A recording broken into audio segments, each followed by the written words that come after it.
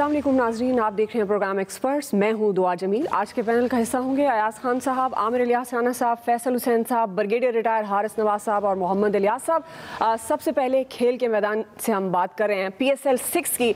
तो जनाब, PSL 6 की मुश्किलात ख़त्म होने का नाम नहीं ले रही, एक के बाद एक मुश्किल सामने आ रही है। बकिया मैचेस का इनेकाद PCB के लिए एक बड़ा चैलेंज बन चुका है। कभी सख्त कोरोना SOPs, कभी अखराजात का मामला, कभी ब्रॉडकास्टर्स की UAE में लैंडिंग का मसला, कभी क्लियरेंस की रुकावटें, तो कभी वीज़ों का मसला सामने आ जाता है। कोयटा ग्लैडिएटर्स के कप्तान सरफराज अहमद समेत 6 अफराद कई दिन के इंतजार के बाद आज कमर्शियल फ्लाइट के जरिए बहरीन के रास्ते अबू धाबी पहुंच रहे हैं, जबकि पाकिस्तान में मौजूद 7 अफराद अब भी वीज़ों का इंतजार कर रहे हैं। अभी वीज़ों का मसला खत्म नहीं हुआ था कि अबू धाबी में PCB को एक नई मुश्किल ने घेर लिया है। 2 दिन पहले भारतीय ब्रॉडकास्टर्स रोड के जरिए रासुल खैमा से अबू धाबी पहुंचे थे। अबू धाबी की वजारत सेहत ने SOPs पूरे ना करने पर तहफ़्फ़ुज़ात का इजहार किया और आज भारतीय ब्रॉडकास्टर्स को होटल से निकाल दिया गया। और ये खबरें भी सामने आ रही हैं कि ब्रॉडकास्टर्स को अबू धाबी से दुबई भिजवा दिया गया है।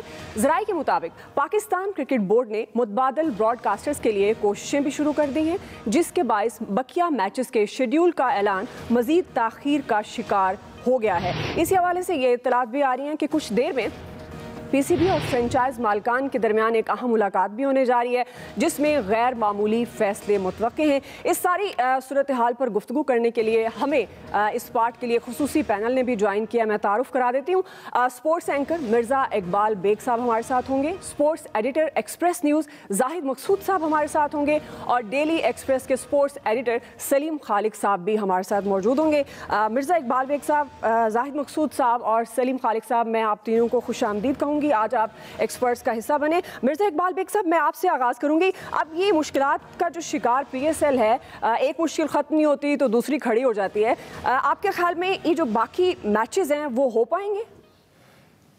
बहुत बहुत शुक्रिया दुआ। मुझे लगता है कि PSL पाकिस्तान क्रिकेट बोर्ड के गले की एक ऐसी हड्डी बन गई है जिसको ना वो निगल सकते हैं ना उगल सकते हैं, और मुश्किलात दर मुश्किलात। मैंने पहले भी आपके प्रोग्राम में बताया था कि 11 मई से पाकिस्तान क्रिकेट बोर्ड का एक वफ्द जो है वो मुत्तहिदा अरब अमारात के दारुल हुकूमत अबू धाबी में मौजूद है, और आज 1 जून हो गई, यानी कि समझ लीजिए 20 दिन से वो लोग वहाँ हैं। लेकिन समझ में नहीं आता कि आखिर इन्होंने फैसला क्यों किया कि अबू धाबी में ही मैचेस कराए जाएं। शारजा में भी, दुबई में भी करा सकते थे, क्योंकि अबू धाबी दारुल हुकूमत है मुत्तहिदा अरब अमारात का। वहाँ के कोविड के कवानीन दीगर रियासतों के मुकाबले में ज्यादा सख्त हैं। और जो मेरी अभी बात हुई भारतीय ब्रॉडकास्टर्स के हवाले से, तो जो ट्रांसमीडिया और ब्लिट्स वाले हैं उनका ये कहना है कि ये हमारा टेक्निकल स्टाफ था, यानी कि जो विस्ट चलाता है या मिक्सिंग करता है, कैमरा मैन नहीं थे। लेकिन सवाल, और वो कहते हैं कि भारतीय आप लोग कह रहे हैं तो हम उनको क्या कहें। उनके लिए रासुल खैमा एक स्पेशल फ्लाइट मुंबई से आई, तो फिर मसाइल बहुत बढ़ गए। और दुआ, आपने बिल्कुल सही कहा कि आइंदा जो अभी जो इजलास होगा उसके बाद ये फैसला किया जाएगा। पाकिस्तान क्रिकेट बोर्ड किसी तौर ये नहीं चाहता कि इसको मजीद मुलतवी या मनसूख किया जाए। अगर क्रिकेट बोर्ड ने इसको मुलतवी या मनसूख किया तो बहुत सारे हेड्स रोल होंगे। वजीर आजम हाउस में भी इसका नोटिस लिया गया है, जो पेटर्न इन चीफ है, और बड़ी बदनामी हो रही है। अनप्रोफेशनल टीम है। एहसान मानी साहब दावा करते थे कि हमारी टीम प्रोफेशनल है। अबू धाबी में उन्होंने अपने भाई दिलावर मानी की जिम्मेदारी लगाई है कि वो वहां बातचीत कर रहे थे, तो एक अजीब क्योस मचा हुआ है। अल्लाह खैर करे। इस PSL का मुस्तकबिल मुझे कुछ ज्यादा रोशन और ताबनाक नजर नहीं आता है। सही हो गया जी। जाहिद मकसूद, मिर्ज़ा साहब कह रहे हैं कुछ ज़्यादा रोशन नज़र नहीं आ रहा उनको PSL का फ्यूचर। आपके ख्याल में बकिया मैचेस हो पाएंगे? और ये जो अब नया इशू है ब्रॉडकास्टर्स का, अब कितनी ताख़ीर हो सकती है और क्या ताख़ीर होगी? दुआ, देखें, बुनियादी तौर पर तो ये है कि पिछले 1.5 माह से PSL होगी नहीं होगी, कहाँ होगी, कैसे होगी, हम इसी चीज़ में उलझे हुए हैं। ग्रुपों की सूरत में, किस्तों की तो सूरत में वहाँ पे लोगों को पहुँचाया गया। जो आज का वाक़या वो इंतहाई अफसोसनाक है। बेसिक बुनियादी तौर पर जैसा मिर्ज़ा साहब जिक्र कर रहे थे, PCB का जिस कंपनी से एग्रीमेंट है, आगे उनका स्टाफ है, तकरीबन 75 अफराद इसमें शामिल हैं जो टेक्निकल हैं, ग्राउंड स्टाफ है। इंडिया से लाना इसके लिए ज़रूरत था यहाँ ये भी बताऊं कि इंडिया से 16 लोग आए हैं और चार्टर फ्लाइट पे नहीं आए, 8-8 करके कमर्शियल फ़्लाइट्स पे आए, रास अल खैमा में उतरे, वहाँ पे तकरीबन 114 किलोमीटर का फासला है अबू धाबी का, यानी कि 1.5 घंटा या सवा घंटा की ड्राइव करके वहाँ पे गए। थोड़ा सा जहन में ये रखना होगा, नो डाउट इसमें तो ब्लंडर मिस्टेक्स हैं क्रिकेट बोर्ड की, थोड़ा सा जहन में ये रखना होगा कि हम उनकी सवाबदीद पर हैं जिनके मुल्क में करवा रहे हैं, SOPs उनके हैं।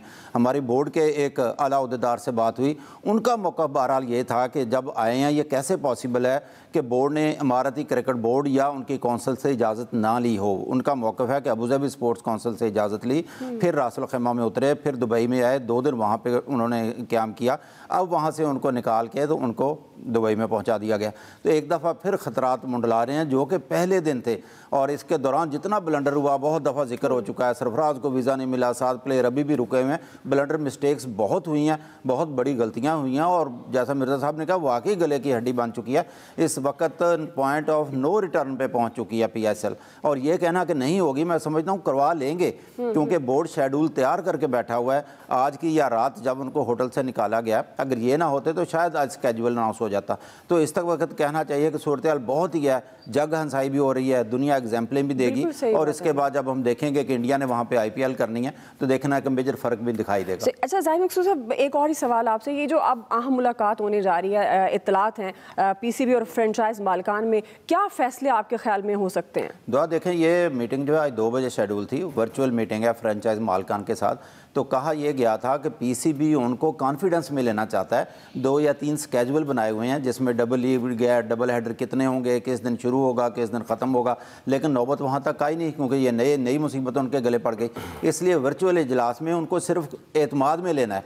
जब हमारे एक फ्रेंचाइज के एक मेंबर से या एक ओनर से बात हुई, उनका कहना था कि हम बिल्कुल ऐसे बैठे हैं, बिल्कुल ब्लैंक हैं कि क्या हो रहा है, हमें एतमाद में नहीं लिया जा रहा। तो आज पाकिस्तानी वक्त के मुताबिक 7 बजे इनका शेड्यूल था, दोबारा मीटिंग होगी, तो उसमें सिर्फ कॉन्फिडेंस में PCB ने उनको हालात बताने हैं कि अब किस नहज पर पहुंच चुके हैं, और वो क्या कोशिश कर रहे हैं कि किसी तरह से स्टाफ किसी और मुल्क से ले लिया जाए ताकि ये शुरू हो सके PSL। सही, ये नहीं कुछ फैसले भी किए जा सकते हैं उनको एतमाद में लेकर। सलीम खालिक साहब, आपको भी शामिल गुफ्तगू करेंगे। अब जाहिर है पाकिस्तान में कोरोना एक बहुत बड़ा इशू पहले बनाया गया, अब बहुत सारे ऐसे इदारे हैं, डिपार्टमेंट है, सयाहत है, मार्केट्स हैं, जहाँ पर SOPs में नरमी कर दी गई है। तो आपके ख्याल में पाकिस्तान में ये PSL हो नहीं सकता था, या मैनेजमेंट का कोई इशू था?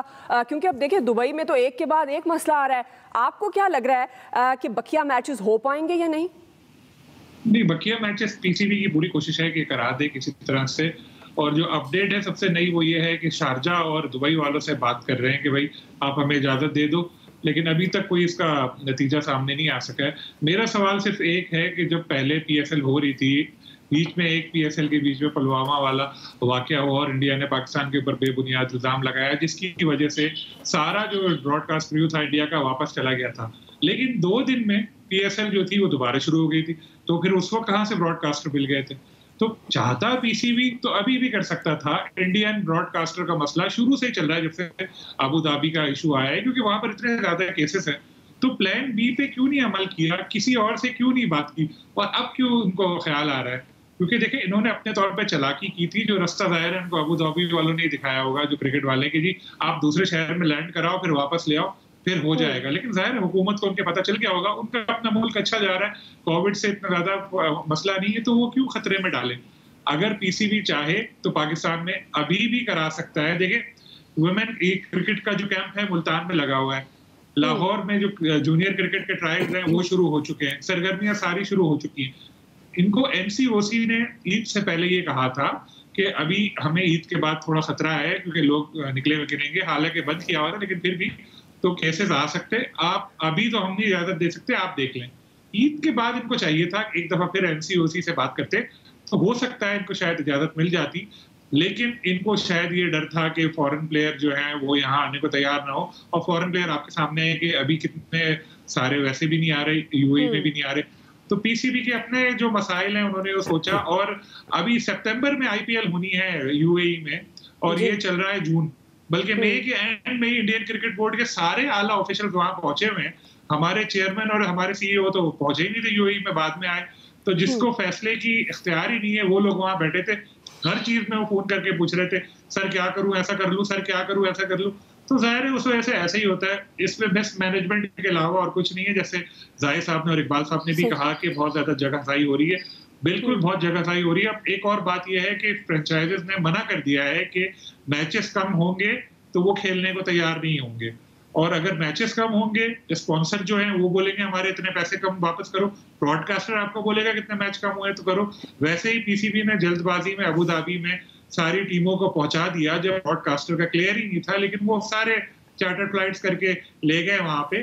तो मसाइल तो है, जैसे प्लेयर्स का क्वारंटीन भी अलग अलग वक्त में खत्म हो रहा है, तो कुछ प्लेयर दस्तयाब होंगे, कुछ नहीं होंगे, बहुत मसाइल है। मुझे तो यही समझ नहीं आ रहा कि किस तरह ये पीएसएल होगी, और हुकूमत को देखना चाहिए। अब हर दफा शाह महमूद कुरैशी साहब फोन करके थोड़ी बोलेंगे कि जी वीजे दे दो, खिला दो। अगर सारा काम गवर्नमेंट को करना है तो फिर क्रिकेट बोर्ड को, गवर्नमेंट को ही ले लेना चाहिए, खुद ही बोले हम चलाएंगे इसको। मिर्जा साहब, ये सलीम खालिक साहब जिन मसाइल का जिक्र कर रहे हैं, अब इतने मसाइल का शिकार पीएसएल, आपके ख्याल में पीसीबी के लिए, मैनेजमेंट के लिए क्या क्या इश्यूज हो सकते हैं मजीद जो अब उन्हें फेस करने पड़ेंगे? क्योंकि जाहिर है अब वो इसको बिल्कुल मुलतवी भी शायद नहीं कर पाएंगे, ताखीर का शिकार तो हो सकती है, लेकिन वो भी सूरत हाल नहीं लग रही जितने अखराजात हो चुके हैं। देखें दुआ, पीसीबी को इनकॉम्पिटेंट लोग चला रहे हैं। कहीं एहसान मानी साहब नजर नहीं आए, वसीम खान साहब बर्मिंघम से मुत्तहिदा अरब अमारात पहुंचे, 7 रुकनी वफ़द वहां मौजूद था। ये सारी चीजें इन्हें पहले सोचनी चाहिए थी। जिस तरह सलीम अभी कह रहे हैं कि शारजाह और दुबई का ऑप्शन पे गौर कर रहे हैं, तो पहले क्यों नहीं गौर किया? इनको पहले किसने कहा? और ये लोग वहां जाकर मज़ाकरात करके, रोज खबर आती थी कि जी अब वीजे इशू हो जाएंगे, ये हो जाएगा। इसका मतलब है मिसमैनेजमेंट है पाकिस्तान क्रिकेट बोर्ड की, कोई अकाउंटेबिलिटी नहीं है। मैंने आपको बताया कि पीसीबी के चेयरमैन एहसान मानी के जो भाई हैं छोटे, दिलावर मानी, जो एक जमाने में अबू धाबी क्रिकेट काउंसिल के सरबराह भी रह चुके, वो वहां बातचीत कर रहे थे। तो समझ में नहीं आ रहा। और आपको पता है कि पाकिस्तान क्रिकेट बोर्ड जिस तरीके से चल रहा है और जिस तरीके से लोग वहां मौजूद हैं, उन्होंने कोई इंटरेस्ट नहीं लिया। और आप देखिएगा कि ये बड़े मसाइल पैदा होंगे। खिलाड़ी अभी तक तो क्वारंटीन में, कब वो निकलेंगे, कब मैचेस खेलेंगे। पाकिस्तानी क्रिकेट टीम को 23 जून को इंग्लैंड रवाना हो। एक सजेशन ये भी है कि Pakistan cricket board England and Wales cricket board से रिक्वेस्ट करे कि उनका क्वारंटीन पीरियड कम किया जाए ताकि वो जून के आखिर में रवाना हो सके, इस लीग को मुकम्मल किया जाए। और सलीम की बात बिल्कुल सही है, जाहिद साहब भी बिल्कुल सही कह रहे थे कि एक ऐसे मसाइल के भंवर में घिर चुका है पाकिस्तान क्रिकेट बोर्ड के, एक ऐसी हड्डी है जिसको ना उगल सकते हैं ना निगल सकते हैं। अब देखते हैं फ्रेंचाइजीज ने तो कह दिया है, ये जो मसाइल हैं वो एक उनके लिए ऐसी हड्डी बन गई है जो निगल सकते हैं ना उगल सकते हैं। तो इससे आपको लगता है कि पीसीबी मैनेजमेंट निकलने की सलाहियत रखती है इन मसाइल से? बहुत मुश्किल है। ये पीसीबी में भारी भारी तनख्वाहों पर लोग तो हैं, हम प्रोफेशनल लोगों को ले आए, वसीम खान साहब को इंग्लैंड से ले आए, और सलमान नसीर साहब सीईओ हैं, बाबर हामिद साहब सिफारिश पर डायरेक्टर कमर्शियल और फिर डायरेक्टर पीएसएल बन गए, सोने पे सुहागा। और सिर्फ एक आदमी को कुर्बानी का बकरा बनाया, डॉक्टर सुहेल सलीम को। बाबर हामिद साहब जो डायरेक्टर है पाकिस्तान सुपर लीग के, वो मौजूद है, और गलतियों पे गलतियां हो रही है। कौन पूछेगा? मेरी तो समझ में नहीं आ रहा। पाकिस्तान क्रिकेट बोर्ड के लिए पीएम हाउस को नोटिस लेना चाहिए। कब तक जगहसाई करेंगे? नजम सेठी ने इसको ब्रांड बनाया, 2016 में ये शुरू हुई। मैंने सारी पीएसएल कवर की है, सलीम ने भी, जाहिद साहब भी बड़े इन्वॉल्व रहे। लेकिन जिस तरह का ये तमाशा हम देख रहे हैं दुआ, ऐसा तमाशा तो हमने कभी नहीं देखा अपने, मेरा तो 30 साल का कैरियर है जर्नलिज्म का, मैंने कभी नहीं देखा इतने मिसहैप्स हो रहे। मैं समझता हूँ पाकिस्तान क्रिकेट बोर्ड में लोगों के हेड्स रोल होने चाहिए इस नाअहली पर, और जिस तरीके से पीएसएल के ब्रांड को तबाह और बर्बाद किया गया है। सलीम खालिक साहब, जाहिर है मिर्जा साहब की बात बिल्कुल दुरुस्त है। पीएसएल पाकिस्तान का एक ब्रांड है और पूरी दुनिया में इसकी तारीफ हो रही है। अब ये जो आपको लगता है, क्या कोई ऐसा आंसर है कि पीएसएल को जानबूझकर नाकाम बनाया जा रहा है? नहीं, मैं ऐसा तो नहीं कहूंगा कि जानबूझकर नाकाम बनाया जा रहा है, लेकिन अगर आप मुझे बोलेंगे कि तुम पाकिस्तान के वजीर आजम बन जाओ तो मैं बहुत ईमानदार हूँ, बहुत अच्छा काम कर रहा हूँ, लेकिन मैं नाकाम हो जाऊंगा क्योंकि मुझे तजुर्बा नहीं है चीजें चलाने का। तो यही बात है, ये लोग अपने तौर पे कोशिश तो कर रहे होंगे लेकिन इनमें अहलियत नहीं है। क्योंकि देखिए इसी बोर्ड के दौर में ऐसा हुआ कि फ्रेंचाइजीज जो है वो अदालत तक गई। मतलब आपने दुनिया में नहीं सुना होगा ऐसे कि अपनी लीग के खिलाफ जो फ्रेंचाइज हैं वो अदालत गई बोर्ड के खिलाफ, वहां पर जाकर उन्होंने उनकी शिकायत लगाई, उसके बाद फिर वो फाइनेंशियल मॉडल पे बात हुई। एक और बड़ी इंटरेस्टिंग बात मैं आपको बताऊं कि अभी जो एकदम से तैयार हुए फ्रेंचाइज खेलने के लिए, तो पीसीबी ने उनको पहले यही कहा कि जी हम सारे अखराजात बर्दाश्त करेंगे, बल्कि जो कराची में जो ब्रेक हुआ था बबल, उसके भी खराजात हम आपको जो लॉसेस हुए थे वो हम अपने ऊपर लेते, तो फिर जाके ये माने थे। एक और इंटरेस्टिंग बात ये है कि प्लेयर्स जो हैं सख्त बेचैन हैं, वहां पर कमरों में बंद हैं, उनको कमरे के बाहर डब्बा रखा जाता है खाने का, रूम सर्विस कोई भी नहीं है और हाउस कीपिंग भी नहीं है, बेडशीट भी खुद चेंज कर रहे हैं, वॉशरूम भी वो खुद साफ कर रहे हैं, कोई एक दूसरे प्लेयर से भी बाहर नहीं मिल सकता, कमरे से बाहर कदम नहीं रख कोई सकता। तो अच्छा काम कर रहे हैं। तो इतना सख्त क्वारंटीन किया रखा हुआ है, तो प्लेयर बड़े परेशान है। तो अगर 2-3 दिन इसी तरह का मामला और चलते रहे तो वो तो बोलेंगे भाई हमें घर जाना है, मामला बड़े खराब है और कोशिश करनी चाहिए। अब हुकूमत को बीच में आना चाहिए, और हुकूमत तो आ रही है बार बार इनकी हेल्प के लिए, लेकिन बात वही है कि अगर किसी में किसी काम की सलाहियत ही ना हो तो वो कैसे करेगा।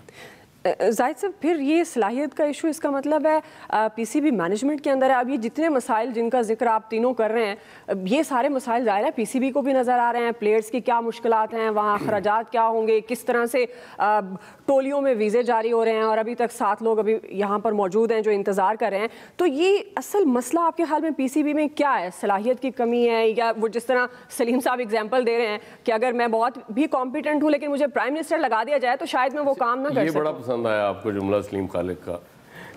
बुनियादी तौर पर दुआ जो है ना, पीसीबी तो ज़ाहिर ज़िम्मेदार है, अगर अच्छा काम करता है उसकी तारीफ़ की जाती है और आज तनकीद का सामना भी करना पड़ रहा है। आपके सवाल का जवाब देने से पहले ये बताऊं कि फ्रेंचाइज़ जो हैं, अगर जैसे जैसे दिन कम हो रहे हैं, मुश्किलात बोर्ड की इस तरह से बढ़ रही हैं कि अगर डबल हेडर ज़्यादा करते हैं और जो फ्रेंचाइज़ हैं उनका स्पॉन्सरशिप का मसला है, वो मैचों की तादाद कम नहीं करना चाहते।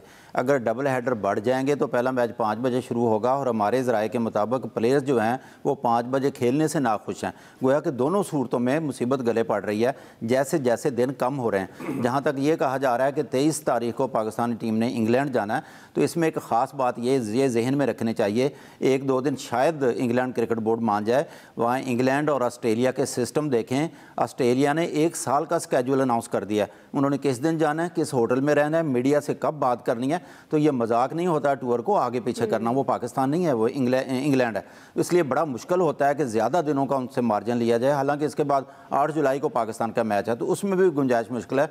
तो पाकिस्तानी क्रिकेट बोर्ड कहना चाहिए इस वक्त बुरी तरह से फंस चुका है। इसमें ज़ाहिर नाक़िस हिकमत अमली जो है वो शामिल है। जैसा सलीम बता रहे थे, प्लेयर्स इस वक्त जो है तन्हाई में, जैसे वसीम जैसा लेजेंड जो है जिन्होंने सारी उम्र क्रिकेट टीमों के साथ सफ़र किया, कप्तानी की, तो उनका भी शॉट आपने सुना है कि वो कहते हैं कि होटल कितना भी अच्छा हो लेकिन करंतना कोई आसान काम नहीं है, बहुत मुश्किल है। फिर उनके रहमो करम पर है, हम यूएई के रहमो करम पर।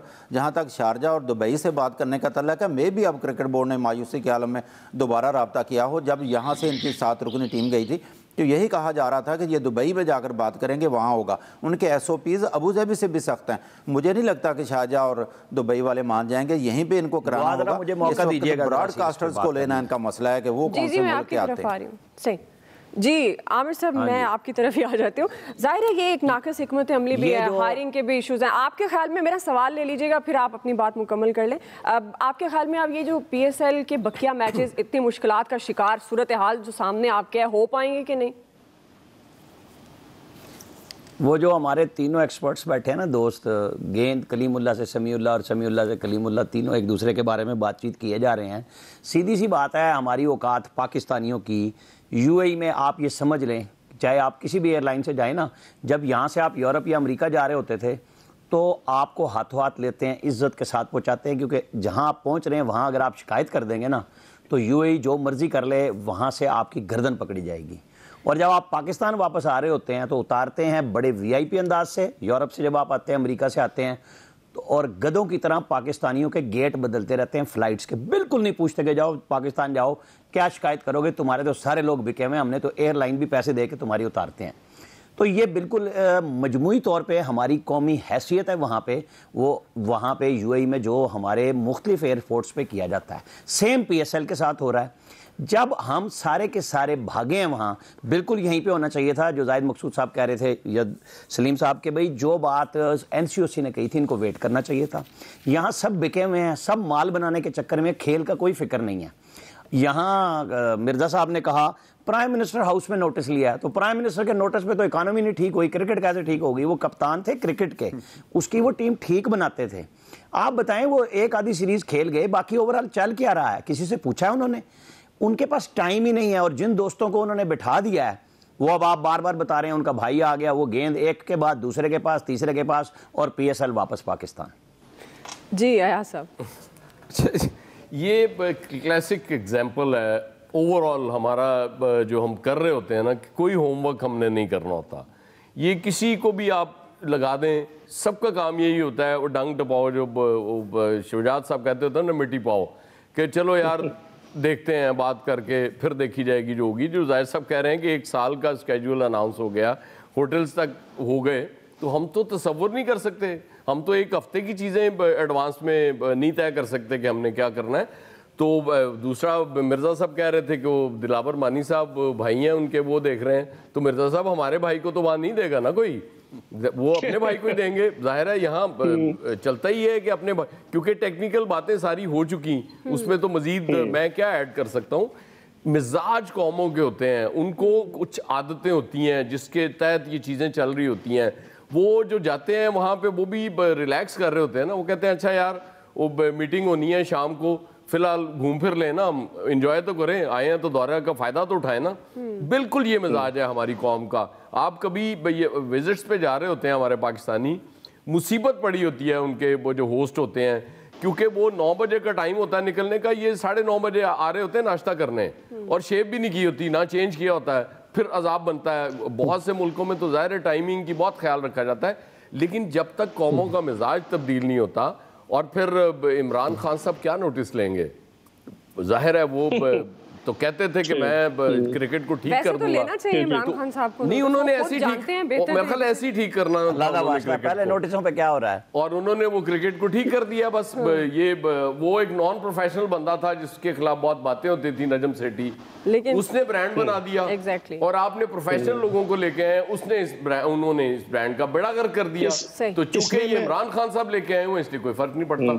इसमें मैं दुआ ऐड करूं। जी मिर्जा साहब, मैं अयाज साहब जो कह रहे हैं ना, जाते हैं अयाज साहब, ये 11 मई से वहां पर है, $200 डेली अलाउंस ले रहे, और होटल का तकरीबन $200 से ज्यादा का है। एक आदमी पे $400 खर्च हो रहे, तो आखिर इनके जाने का फायदा क्या हुआ? अगर खर्च होते, डॉलर्स पूरे कर रहे हैं, वो जो 400 मिलते हैं वही पूरे करते हैं, बाकी कुछ नहीं करते ये। बिल्कुल आपने सही कहा। सही। और मिर्ज़ा साहब, लास्ट कमेंट में चाहूँगी आप कर दें। अब ये इन सारे मसलों में आपको पाकिस्तान क्रिकेट PSL से निकलती हुई, PCB मैनेजमेंट इश्यूज से निकलती हुई नज़र आ रही है? दुआ बहुत मुश्किल नजर आ रहा है। एहसान मानी साहब का जो 3 साला दौरे चेयरमैनशिप है वो सितंबर में खत्म हो रहा है, और वो चूंकि आपको पता है कि शौकत खानम मेमोरियल हॉस्पिटल के इलियास राना साहब भी जानते हैं, अयाज साहब भी जानते हैं, बोर्ड ऑफ डायरेक्टर्स में है। खान साहब उन्हें लेकर आए। अभी माशाल्लाह 23 मार्च को उन्होंने अपनी 76वीं सालगिरह मनाई है। अल्लाह उनकी उम्र दराज करे। उनसे मामला संभल नहीं पा रहे, और अब नाम सुनने में अब एक और नाम सुनने में आ रहा है, इमरान खान के एक और जो करीबी दोस्त हैं, जावेद कुरैशी, पाकिस्तान के एक बड़े मशहूर क्रिकेट कमेंटेटर, राइटर थे, उमर कुरैशी साहब के साहबजादे, जो बाहर एक बैंक में रहे, उनको इमरान खान साहब ने पाकिस्तान क्रिकेट बोर्ड में, गवर्निंग बोर्ड में लाकर रखा है। तो अब सुनने में आ रहा है कि मानी साहब अगर अपनी इनिंग्स उनकी खत्म हो जाएगी, कंटिन्यू नहीं करेंगे, तो जावेद कुरैशी साहब नए बैट्समैन के तौर पर सामने आएंगे। सलीम खालिक साहब, क्विकली लास्ट कमेंट, आपके ख्याल में कोई हल है?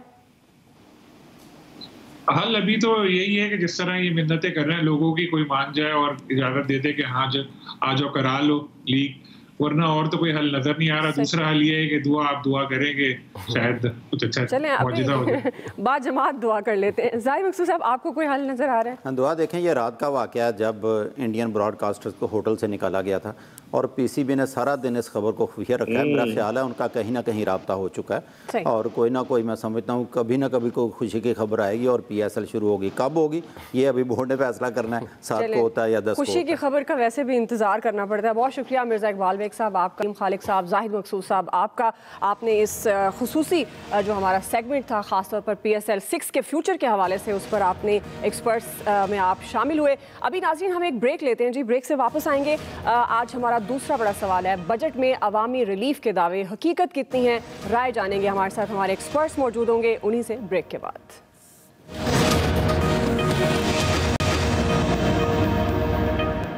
पहले तो मैं आपको एक खुशखबरी सुनाऊं। खुशखबरी ये है कि एक बहुत मुश्किल वक्त से माशाअल्लाह अल्लाह का शुक्र करता हूँ हमारा मुल्क निकल रहा है। हमारे जो मुखालिफ हैं उन्होंने पहले से शोर मचा दिया कि हुकूमत फेल हो गई। अभी तो हमारी हुकूमत आई थी तो उन्होंने कहा फेल हो गई। वो चाहते थे कि फेल हो जाए, कि कामयाब ना हो। पहले से ख़तरा हो गया कि कामयाब हो जाए।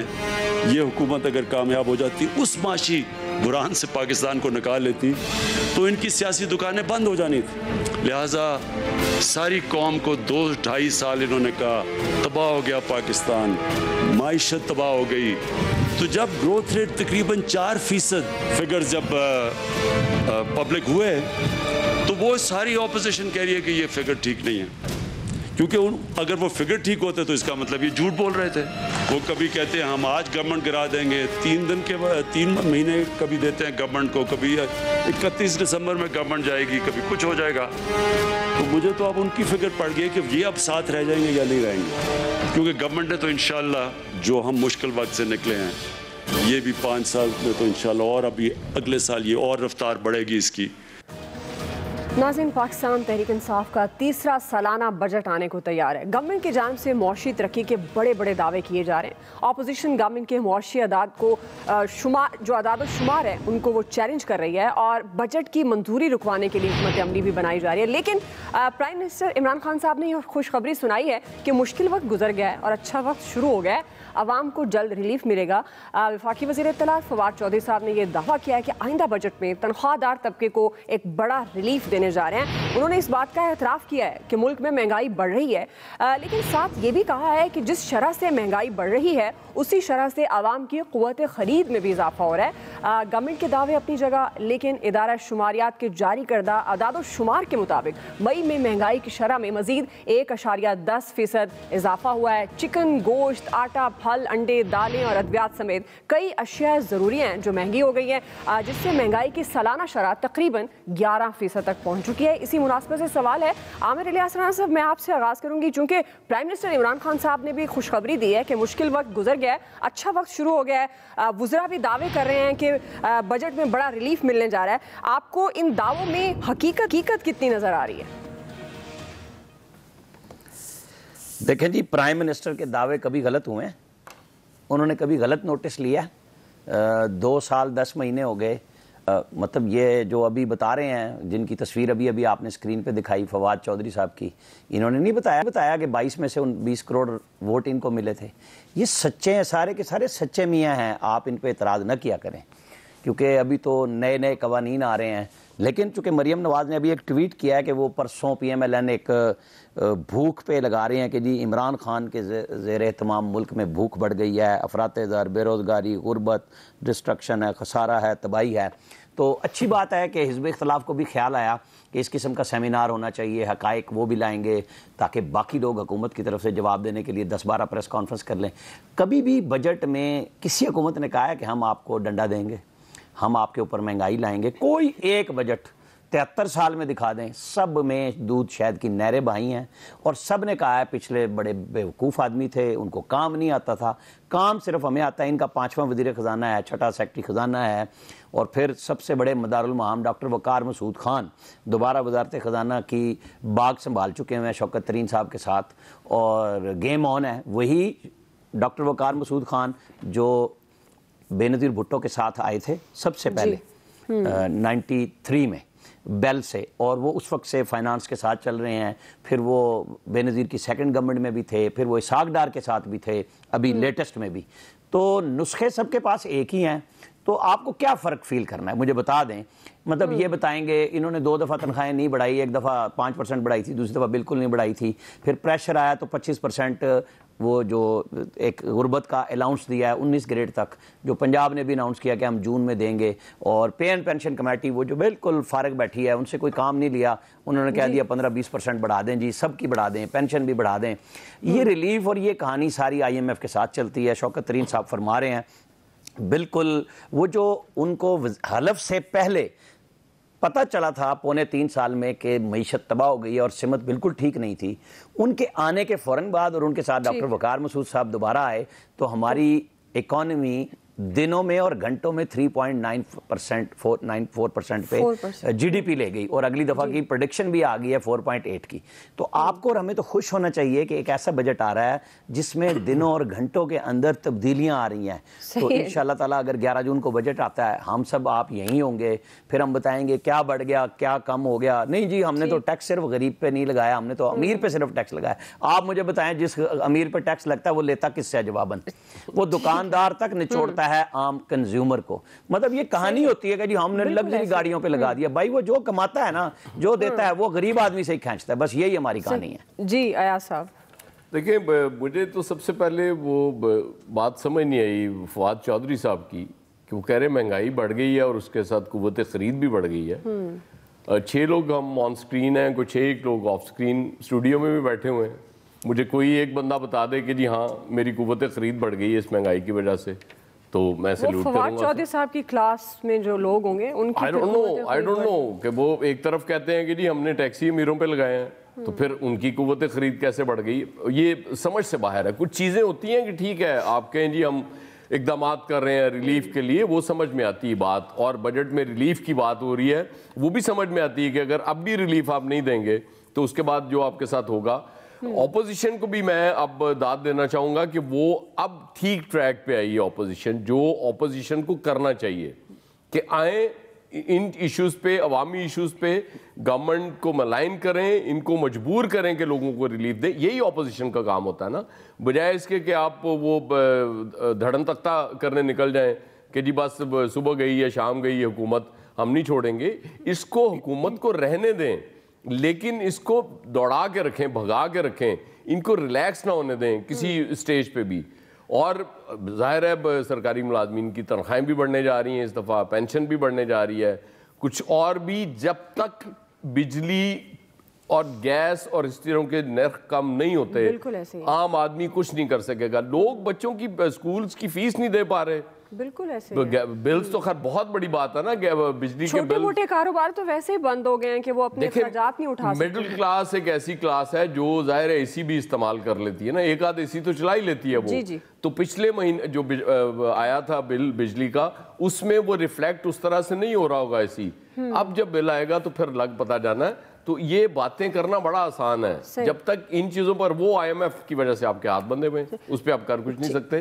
तो चलें कोशिश करें, जितना दे सकते हैं रिलीफ उतना तो दे दें। जी ब्रिगेडियर साहब, कोशिश करके जितना रिलीफ दे सकते हैं, आपको लगता है वो रिलीफ भी मिल पाएगा आवाम को? ये जो दावे किए जा रहे हैं महंगाई को ख़त्म करने के, मुआशी तरक्की के, इनमें कोई, और बजट में ख़ास तौर पर कहा जा रहा है कि बहुत आसानी होंगी, आपको लग रहा है कोई हकीकत है इनमें? ब्रिगेडियर साहब जी, फैसल ठीक, हमें पॉजिटिव होना चाहिए, इसलिए कि देखें अभी ऑपोजिशन क्रिटिसाइज तो बिल्कुल ठीक कर रही है।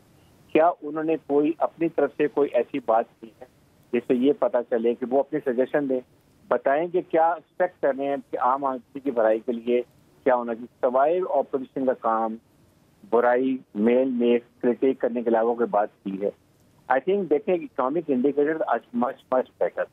अगर ये नहीं भी कोई बिलीव करता 4% ग्रोथ है GDP की, तो लेट्स होप के बजट में करते हैं। प्लस देखना ये कि इस वक्त गवर्नमेंट को भी पता है उनका सर्वाइवल इस बजट की। अगर आपको याद हो, मैं हमेशा ही कहता हूँ कि ये बहुत बड़ा टेस्ट है गवर्नमेंट का इस वक्त, जिस एनवायरनमेंट में हमारी आवाम गुजर रही है, और गवर्नमेंट को बहुत क्लियर पता है अगर नहीं करेंगे they will be in trouble.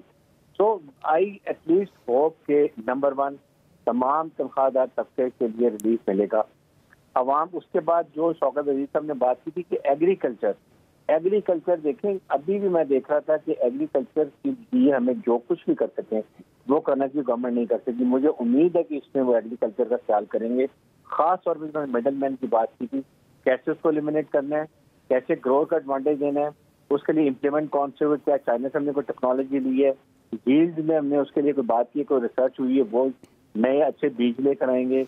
आवाम को रिलीफ इसमें वो क्या देते हैं ग्रोथ को, बिकॉज 60-70% हमारे इकोनॉमिक इंजन एग्रीकल्चर है, ये हमने देखना है। और उसके बाद जो है आवाम को महंगाई कीमतों में जो ये हमारी कमोडिटी प्राइस हैं जो कि पाकिस्तान में होती है सब्जेक्ट की है, ये जरूर जिक्र करना चाहिए।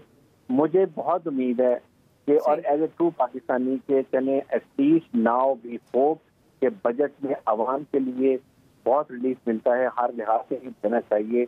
एवरीबॉडी डिजर्व, फजूल झूठे बतावे नहीं करने चाहिए, फवाद चौधरी को ऐसे बात नहीं करनी चाहिए थी। तो लेट्स होप कि अभी आइंदा के लिए बजट पाकिस्तान के लिए आवाम के लिए बेहतर होगा। सही ब्रिगेड साहब, वैसे भी आप दुआ करें कि अच्छा ही आए, क्योंकि जून की डेडलाइन है। आमिर साहब मुस्कुरा रहे हैं, जून शुरू हो गया। हाँ जी, फैसल साहब को पता है कि हमने 30 जून तक का तो इंतजार करेंगे ना, मेरी गप, इसलिए मैं कुछ दिनों से खामोश हूँ। बिल्कुल जी फैसल साहब। नहीं, वैसे इमरान खान साहब ने जो कहा है कि वो सब कुछ सही हो गया, बेहतर हो गया, तो ब्रिगेडियर साहब की जो डेडलाइन थी उसमें तो कामयाब हो गए ना ब्रिगेडियर साहब। तो ये सब कह सकते हैं, इनको चाहिए मिठाई बांटने ब्रिगेडियर साहब को, हमें भी खिलाएं, और इस्लामाबाद लाहौर में जो है एयाज साहब को, इलियास साहब को, रामी साहब को ही भेजें। इमरान खान के बयान की रोशनी में तो ब्रिगेडियर साहब अपनी डेडलाइन में कामयाब हो गए। अच्छा, जैसे अभी आमिर साहब ये कह रहे थे कि वो मरियम नवाज साहिबा ने ट्वीट किया है कि वो सेमिनार करेंगी और महंगाई के ऊपर और मुल्क के मसाइल पे करेंगी। बड़ी अच्छी बात है। 3.5 साल के बाद जो है इस मुल्क की सबसे बड़ी अपोजिशन पार्टी को इस बात का ख्याल आया कि शरीफ खानदान के मुकदमात के अलावा भी इस कौम के जो है वो कोई मसाइल है। 3.5 साल तक तो इस अपोजिशन ने जो है वो शरीफ खानदान के मुकदमात के अलावा जो है वो किसी पर कोई बात ही नहीं की। चले देखते हैं उसका सेमिनार का क्या नतीजा निकलता है। जहाँ तक वज़ीर आज़म की ये बताने जो महंगाई कम हो गई है, तरक्की की ग्रोथ रेट बढ़ रही है, 4% हो गई है, देखिए ये हिस्से किसी के समझ में नहीं आते। लोगों के किचन पे क्या असरात पड़ रहे हैं, लोगों की जेब के ऊपर क्या असरात पड़ रहे हैं, लोगों के जो खरीदारी करने जाते हैं उस पर क्या असरात पड़ रहे हैं। जब तक वो असरात नहीं सामने आएंगे, बाकी आप किसी को ही बोलते रहे 4% ग्रोथ रेट बढ़ गई, 400% बढ़ गई, असरात की ज्यादा बात ना करें। इससे किसी को जो है ना कोई फर्क नहीं पड़ता। अच्छा, जो फवाद चौधरी साहब कह रहे हैं कि कुव्वत खरीद जो है वो लोगों की बढ़ गई है। अब कुव्वत खरीद बढ़ी हो या नहीं बढ़ी हो, जो देखने में नजर आ रहा है, जो अल्लाह माफ करे लूटने की जो कुव्वत है ना वो लोगों की बहुत बढ़ गई। सही है।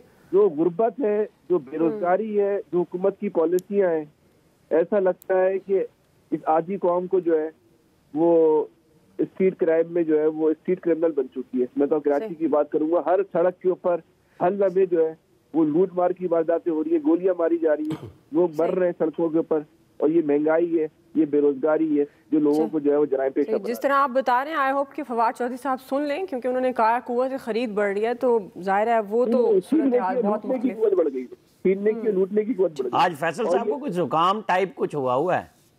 सही है, मेरे पास वक्त कम है। जी इलियास साहब, देखिए जी, बजट के लिए कह रहे हैं कि जी इकॉनमी ठीक हो गई, ग्रोथ आ रही है। जो ग्रोथ आ रही है तो एग्रीकल्चर सेक्टर को इन्होंने खुद दिखा के उसको एग्रीकल्चर के ग्रोथ सेक्टर को दिखा के किया। हालांकि जीडीपी की जो है एग्रीकल्चर सेक्टर का वो 24% है। तो ये जो टेक्सटाइल इंडस्ट्री वगैरह को करके उन्होंने ग्रोथ बना के कहा है कि जी 4.3 हो गई, अगले साल और बढ़ जाएगी। तो जाहिर है जो इसके असरात हैं वो तो नहीं लोगों तक आए। लोगों की महंगाई से कमी तो नहीं मिली, लोगों की कुव्वत खरीद कहाँ है, किसी के पास जवाब ही नहीं है। बस बातों में अगर करना है तो ठीक है, लेकिन वो तो देखिए ये भी तो तनख्वाहें बढ़नी है, 2 साल बढ़नी है। लोगों ने 2 साल जो मुश्किलात काटी हैं, अब 25% बढ़ेगी। लोगों की कहाँ कुव्वत खरीद बढ़ी है, ये किस तरह कहते हैं। सरकारी मुलाजिम कितने होंगे, 20-22 लाख सरकारी मुलाजिम। बाकी लोगों को किन लोगों की तनख्वाहें प्राइवेट सेक्टर में हैं जो बिजनेस कर रहे हैं, उनके कहाँ उनकी तनख्वाहें बढ़ेंगी। तो ये जो सूरत हाल है गवर्नमेंट को देखना चाहिए, इस बात का इदराक करना चाहिए। लोग बड़ी मुश्किलात का शिकार ये हैं। डिमांड एंड सप्लाई पर भी जो गैप है चीज़ों का, आप देख लें, वो भी अपनी मनमानी कीमतें वसूल करते हैं। इनके पास कोई ऐसा मैकेनिज्म तो है नहीं कि चीज़ों को कंट्रोल कर सकें। महंगाई का भूत बल के नाच रहा है इस वक्त। बिल्कुल आपकी वजह से मैं गलती से एक बहुत महंगी बेकरी में चला गया, वहाँ मैं छोटी डबल रोटी की प्राइस देखी 126 रुपए। मैं हैरान हो गया, क्योंकि मेरे ज़हन में तो बहुत थोड़े पैसे हुआ करते थे छोटी डबल रोटी की। ज़ाहिर है मैंने कभी खरीदी भी नहीं, इसलिए मुझे पता नहीं, घर वाले ही लेते हैं। 60 रुपए की तो आम नहीं, मैं 126 रुपए की। सर आप फील लेने गए थे? जी फील सर आप मैं फील लेने गया था। मैंने कहा चूंकि कुव्वत खरीद फवाद साहब ने कहा बढ़ गई, मैं चेक करने गया था। जी मुझे ब्रेक पे जाना है, लेकिन इलियास साहब की बात आपने इलियास साहब सुनी होगी। वो ये कहना चाह रहे हैं कि जो गवर्नमेंट के मुलाजमीन हैं उनकी तनख्वाहें बढ़ गई हैं, वो तो कम तादाद में हैं, बाकी लोग जो हैं वो प्राइवेट लोग हैं। तो अयाज साहब आपके लिए इशारे हैं काफ़ी है। एक ब्रेक लेते हैं जी, ब्रेक से वापस आएंगे। हमारा तीसरा सवाल होगा, पाकिस्तान में मुकामी सतह पर वैक्सीन की तैयारी कितनी बड़ी पेशरफ्त है? राय लेते हैं ब्रेक के बाद।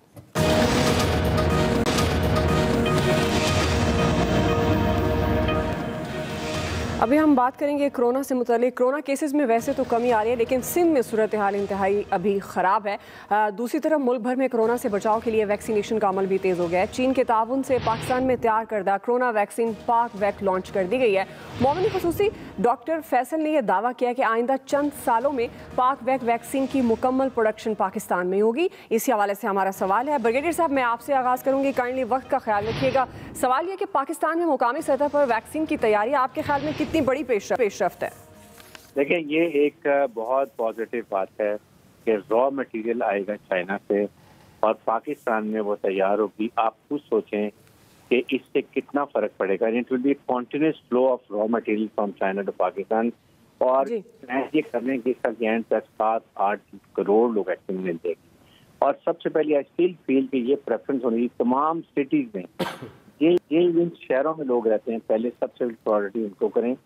गांव में क्योंकि मेरी भी सर्वाइवल में थोड़ी सी लैंड में वहाँ जाता हूँ, किसी को कोई प्रॉब्लम नहीं हुई है, इसलिए कि वो ओपन है, खुला माहौल है, किसी को नहीं। तो ये प्रेफरेंस रखें। आई एम पॉजिटिव, इंशाल्लाह पाकिस्तान में ये फिगर और डाउन होता जाएगा। पाकिस्तान में कोरोना के हालात बहुत बेहतर हो जाएगा। हम इसी लिहाज से इकोनॉमिक तरक्की भी शुरू करें। जी आया साहब जी, ये बड़ा अच्छा काम है, गवर्नमेंट की तारीफ़ करनी चाहिए। जो अच्छा काम है उसकी बिल्कुल तारीफ़ करनी चाहिए, क्योंकि जब यहाँ बनना शुरू होगी तो ज़ाहिर है वो हम फिर मोहताज नहीं रहेंगे। वो जो हम ले रहे होते हैं मांग के, अपनी बना रहे होंगे, लोगों को लगा रहे होंगे, यकीनन फ़र्क पड़ेगा। लेकिन एक काम इन्हें करना चाहिए कि चाइनीज़ वैक्सीन के हवाले से इन्हें दुनिया से बात करनी चाहिए कि हमारे बंदों को ट्रैवल भी करने दें। फैसल हुसैन साहब, ये बड़ा आपने साइंसी सवाल पूछा है, लेकिन ये आपने आप साइंसी जवाब दे दें। मैं देता हूँ आपको, लेकिन टाइम कम है ना। उस आधे टाइम में तो हमारे आमिर भाई इसमें शोरापन शुरू कर देंगे। इल्मी सवाल है ना। देखिए, एक पहली बात तो ये समझने की जरूरत है, नज़ला हुआ है भाई, आज क्या हुआ है इसमें पहली बात तो ये समझने की जरूरत है कि ये वैक्सीन पाकिस्तान बना नहीं रहा।